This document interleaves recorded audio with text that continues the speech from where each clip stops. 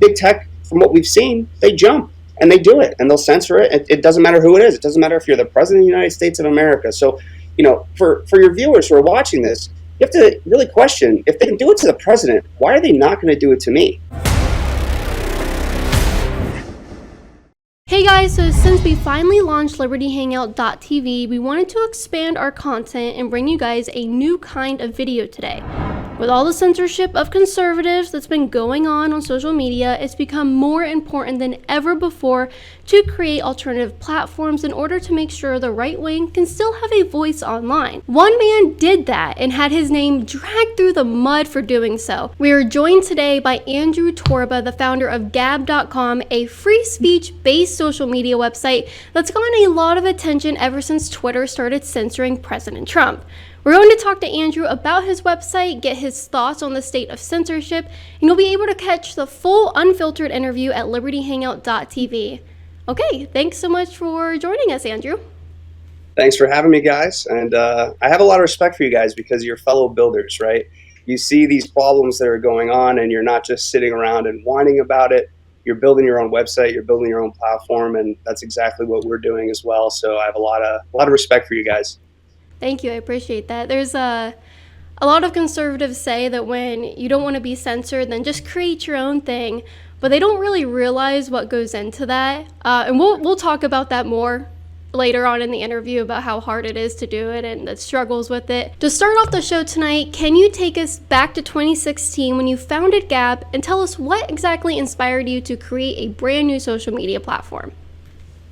Sure. So I think God blessed me with the vision and the foresight to see what was coming, to see what we're experiencing right now, which is censorship of the President of the United States, the official White House account, congressmen, and of course, tens of thousands of conservatives, not only in the United States, but around the world. So I was living and working in Silicon Valley, and my last company was an ad tech company. So we were working directly with Facebook, Twitter, and Google for years. I had a lot of relationships inside of these companies, and I started to see the censorship sort of creep up during the 2016 election, specifically on Twitter with hashtags being censored and people being shadow banned. It was just starting to metastasize at this point, and I said, I'm not going to stand around and watch this stuff happen. I'm going to build an alternative because someone has to do it. We have this illusion of choice as consumers where we think that we have multiple options, but when you really look at who owns all of the apps in the App Store, it's like 2 or 3 companies. So, just a prime example, Facebook owns Instagram, they own WhatsApp, they own Facebook Messenger, they obviously own Facebook itself. So, that is not a choice. It's either you're using Facebook or you're using Twitter, and that's it.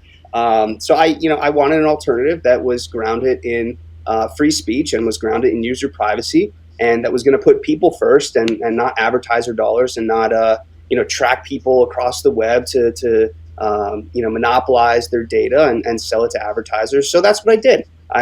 Conservatives love to say, if you don't like it, if you don't like what Twitter's doing, go and build your own. And that's what I did. And I quickly found out that wasn't as easy as I thought it was way back then. From your perspective, how much worse do you think the censorship of conservatives has gotten on platforms like Twitter, Facebook, and YouTube over the last 3-4 years? And would you say that it's worse now than when you started Gab in 2016? Oh, without a doubt. I mean, they've been spending, the past 4 years developing artificial intelligence to automatically flag certain links, certain words, even memes, as fake news or as misinformation or just outright removing it, right? They've ramped up their moderation teams where they have, tens of thousands of people around the world that are sitting and moderating content and looking for quote unquote hate speech all day long. Mark Zuckerberg even admitted that artificial intelligence, cannot detect the nuances of quote unquote hate speech. And of course, as we both know, the Supreme Court ruled unanimously that hate speech, whatever that may be, is absolutely protected by the First Amendment, and that's why it's absolutely protected on our website as well. Because, who am I to decide what is hateful and what isn't? It's totally subjective. Something that is hateful to you might be common sense to me, or something that is hateful to someone else might be, not hateful to the majority of people. This stuff they've opened Pandora's box, and once they do that, there's no putting the genie back in the bottle. So this is only going to get worse. And, every time the media cries and says, well, what about this tweet? What about that tweet? What about this person? What about that person? Big tech, from what we've seen, they jump and they do it and they'll censor it. It doesn't matter who it is. It doesn't matter if you're the president of the United States of America. So, for your viewers who are watching this, you have to really question, if they can do it to the president, why are they not going to do it to me? And the answer is that they are, and they likely already are doing that. And I'm sure that a lot of your viewers have already experienced this by, getting put in Twitter timeout or getting put in Facebook timeout or having things removed. This is happening every day to normal people. It's not just high-profile people anymore. I think our audience has really understood it. It's happening to us, especially on YouTube. We put a post that we were creating libertyhangout.tv, or we were going live, and on like the YouTube, they have that little community tab that you can post pictures and stuff. And they said, well, I forgot you guys existed because I haven't been getting notifications for 2 or 3 months. They just took away their notifications. You type in the search tab and only hate videos come up about me. So we know what's happening. Do you think that... Go ahead. Go ahead.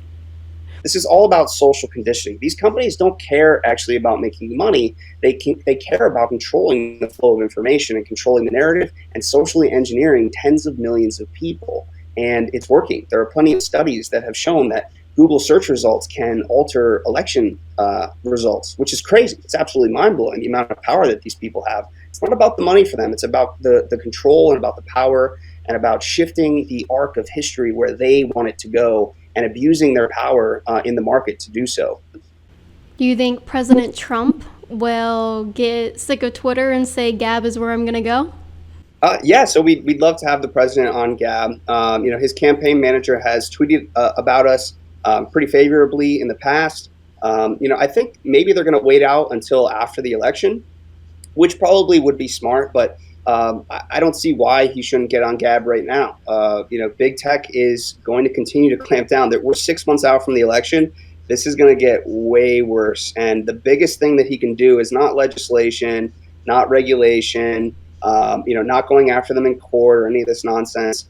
It's to use the free market and to point people to alternatives like Gab and like others and say, go use these, stop using these. It doesn't necessarily mean he has to quit Twitter, right? I think that would be silly, but he can use his platform on Twitter to say, go on Gab or go on BitChute or support these other alternative platforms. That would shake up the entire tech landscape. It would shake up the entire media landscape. The mainstream media would lose their minds. I think all of us know this, right? We're ready for him, and we'd welcome on him just like we would welcome any user on the platform. Right. One final question before we wrap up this interview here. Do you think Donald Trump will be banned from Twitter? If he is no longer president, I believe that they will remove him from the platform, yes. When he becomes a private citizen again, I believe that is when they will finally take action. While he's the president, I don't think so. I don't think it would make sense. But after, I think they're definitely going to do it once he becomes a private citizen again, whether that is in, God forbid, November or in 4 years.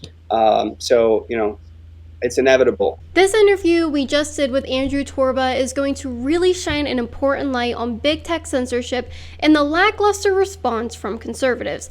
Andrew did his part in combating big tech by creating Gab.com, and we did ours by launching libertyhangout.tv. To watch the rest of our interview with Andrew, go to libertyhangout.tv right now. When you sign up for libertyhangout.tv, you'll not only get access to premier unfiltered content, but you'll also be able to directly support my work and help us make sure that we can keep producing this kind of content for you.